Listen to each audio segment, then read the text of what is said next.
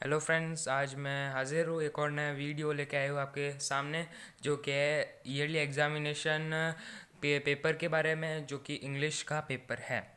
बहुत इंपॉर्टेंट है। बच्चों को बहुत प्रॉब्लम आती है इंग्लिश के पेपर में, जो हिंदी मीडियम से बिलोंग करते हैं। ऐसा नहीं है कि उनके लिए हमेशा डिफ़िकल्ट होता है। बहुत सारे इंटेलिजेंट बच्चे उसको अच्छे से सॉल्व करके आते हैं और अपनी अच्छी रैंक भी लाते हैं। लेकिन अगर आपको एकदम ऐसा श्योर करना है, एकदम पक्का ये सबूत देना है कि हाँ 100 मार्क्स में से 100 मार्क्स आएंगे मेरे इंग्लिश में, तो आपको एक आइडिया होना चाहिए कि आपको कैसे अटेंड करना है उसको और क्या क्या गलतियाँ नहीं करनी है। तो उसी पे आज ये वीडियो है, इसलिए आप इस वीडियो को पूरा देख लीजिए ताकि आपके इंग्लिश के पेपर में अच्छे मार्क्स आ सकें। तो चलिए स्टार्ट करते हैं। सबसे पहले हमारे पास एक पैसेज है, read the passage carefully and answer the questions given. ठीक है, तो ये एक पैसेज है, उसके जो है हमारे पास कितने क्वेश्चन दिए हुए, 10 क्वेश्चन दिए हुए। ठीक है, ये ऐसे ही पैटर्न होता है हमेशा कि सेक्शन ए में एक पैसेज दिया हुआ रहता है और उसके बाद सेक्शन बी है, जो कि जो फर्स्ट सेक्शन है वो बस रीडिंग का है। उसके बाद सेकंड सेक्शन जो है वो है कंपोजिशन का। इसमें लेटर है, you are Rajiv living in Jhunjhunu. Jhunjhunu की स्पेलिंग गलत है, स्पेलिंग मिस्टेक बहुत रहती है राजस्थान बोर्ड के एग्ज़ाम पेपर में, लेकिन जो 10th और 12th का होता है उसमें नहीं रहती थी। 9th 11th के पेपर में ऐसे रहती है, तो उसको हम समझ सकते हैं और आगे बढ़ते हैं। You are Rajiv living in Jhunjhunu, write a letter to your friend inviting him to your sister's marriage. अपनी बहन की शादी में बुलाने के लिए एक लेटर लिखो। ठीक है, हम अब हमको अपने आप को राजीव मानना है और अपने फ्रेंड को एक लेटर लिखना है ताकि हम उसको बुला सके कि ये मेरी सिस्टर में आओ, मेरी सिस्टर की शादी में आओ। ठीक है, तो इसमें एक हिंट दिए हुए हमको कि क्या क्या हम लिख सकते हैं उसके लिए। तो वो दिए हुए डेट ऑफ मैरिज, शादी कब हो रही है, किस दिन हो रही है। तो प्रोग्राम ऑफ द मैरिज, शादी में क्या क्या होगा और क्या क्या जो है अरेंजमेंट किए हुए हैं। ठीक है, और उसके बाद फोर्थ है कि फ्रेंड्स और रिलेटिव्स ने कौन किन किन को बुलाया है उन सब के। और एक और इसमें चॉइस दी हुई है, यू आर रक्षिता of class 9th of GSS बावरी जोधपुर, ये स्कूल का नाम है। ठीक है, उसके बाद right formal email to the principal of your school at principalgssbauri@gmail.com requesting to arrange extra class।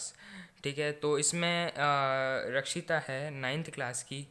इसने इसको बोला गया है कि इसको अपने एक ईमेल लिखना है हमको, मतलब अपने आप को रक्षिता मानना है और एक ईमेल लिखना है प्रिंसिपल को।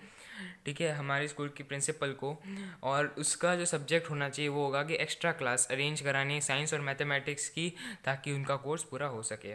उसके बाद थर्ड जो है उसमें you are Kavita Kanika of class 9th, you are class teacher आज ड्यू टू डिलीवर्स, ये स्पीच लिखनी है, इसमें हमको स्पीच बतानी है। और पॉल्यूशन इट्स हार्मफुल इफेक्ट्स, और ये इन जो लाइन है उनके ऊपर ही हमको लिखनी है, इनके अलावा जाके हमको नहीं लिखनी है। उसके बाद और इसमें debate the motion on the topic pocket money it's necessary for children, right your views in favour. ठीक है, डिबेट लिखनी है। मैं तो यही कहूँगा कि आप ज़्यादा फोकस अपना स्पीच राइटिंग पे रखें, उसमें मार्क्स गेन करने का ज़्यादा स्कोप रहता है। ठीक है, उसके बाद फोर्थ क्वेश्चन है, a patient who has been unwell for some times goes to his doctor, write an imaginary dialogue. ये संवाद लिखना है, जो हिंदी में संवाद लेखन वगैरह होता है वो लिखना है इसमें। ठीक है, और उसका हिंट दिया हुआ है कुछ। और मेरे हिसाब से तो स्टोरी लिखनी चाहिए, लेकिन जिसकी ज़्यादा इमेजिनेशन अच्छी होती है, जो अच्छा सोच सकता है, वो आप डायलॉग लिख सकते हैं। वैसे डायलॉग आजकल बच्चों को बहुत आता है अच्छे से, तो आप ये कर सकते हैं। डायलॉग राइटिंग इजी है बहुत, और स्टोरी भी इजी है, लेकिन कभी कभी ऐसी स्टोरीज आ जाती है जो हमने नहीं पढ़ी। लेकिन ये जो स्टोरी है बहुत आसान है। अकबर वुड कटर, जो हमने देखी थी कि नदी के पास एक कुल्हाड़ी लेकर एक आदमी जो है पेड़ काटता है, फिर उसकी जो कुल्हाड़ी है वो गिर जाती है, फिर वो बहुत आसान स्टोरी वही है इसमें। इस हिसाब से जो कंपोजिशन पार्ट था वो तो बहुत आसान था। ठीक है, अगर आप इसमें अच्छा स्कोर करते हैं तो आपको पूरे के पूरे मार्क्स मिल सकते हैं। ठीक है, उसके बाद सेक्शन सी है, भाग सी या पार्ट सी। उसमें है कि फिफ्थ क्वेश्चन दिया हुआ है, write the correct form of the verbs given in the brackets, इनके करेक्ट फॉर्म लिखने हैं। उसके बाद सिक्स्थ क्वेश्चन है, fill in the blanks with suitable modals given below. ये इनके फिल इन द ब्लैंक्स करना है, मॉडल लिखने हैं इनमें, जो भी सही है उसमें सही लिखना है, अगर गलत हो तो मार्क्स कटेंगे। उसके बाद change the following sentence in indirect speech, इनको डायरेक्ट से इनडायरेक्ट में करना, डायरेक्ट में दिए हुए इनको इनडायरेक्ट में करना है।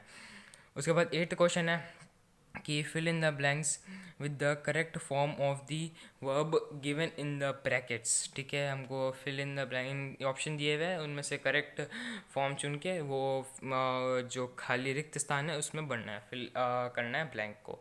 उसके बाद 9th क्वेश्चन है कि हमको सिनोनिम लिखने हैं, पर्यायवाची लिखने हैं किनके, इंडिपेंडेंस और डिफ़िकल्ट के। उसके बाद 10th क्वेश्चन है एंटोनिम या विलोम लिखने हैं एवर और फ्रेंड के।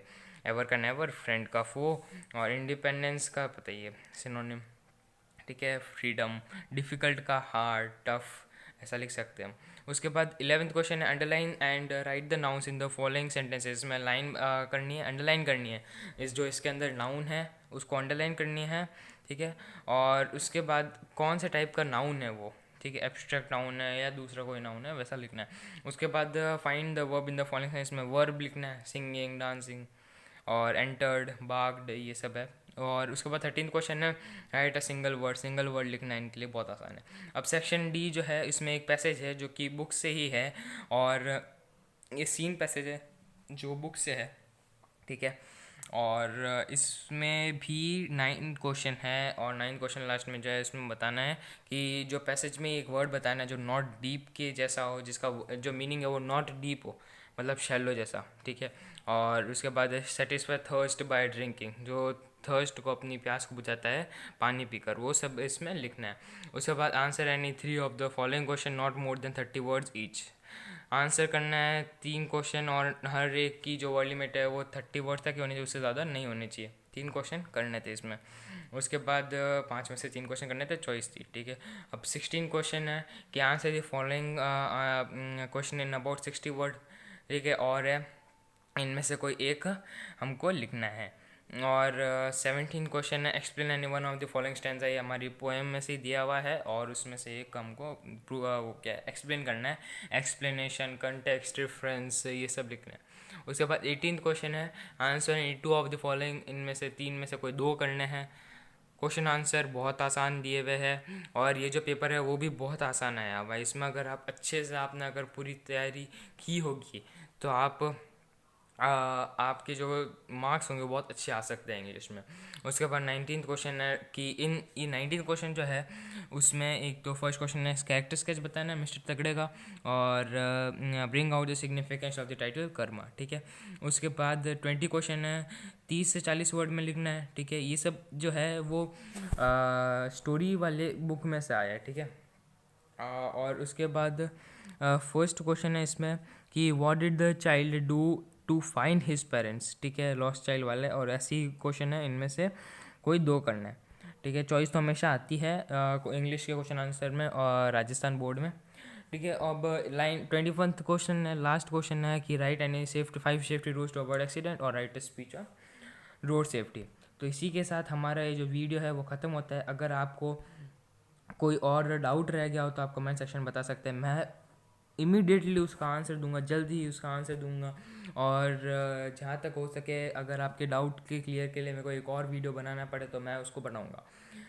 मैं इतनी मेहनत कर रहा हूँ सिर्फ आपके लिए, और अगर आप मुझे इसमें सपोर्ट करना चाहते हैं तो आप मेरे चैनल को सब्सक्राइब कीजिए, इस वीडियो को लाइक कीजिए और शेयर कीजिए, ताकि दूसरे जो बच्चे हैं जिनको प्रॉब्लम आ रही है कैसे पेपर को करना है, किस पैटर्न में करना है, उन बच्चों को अच्छे से पता चल सके। इसी के साथ हमारा वीडियो ये ख़त्म होता है, और मैं आपके पास लौटूंगा जल्द ही एक अगले वीडियो के साथ, नेक्स्ट वीडियो के साथ। तब तक धन्यवाद।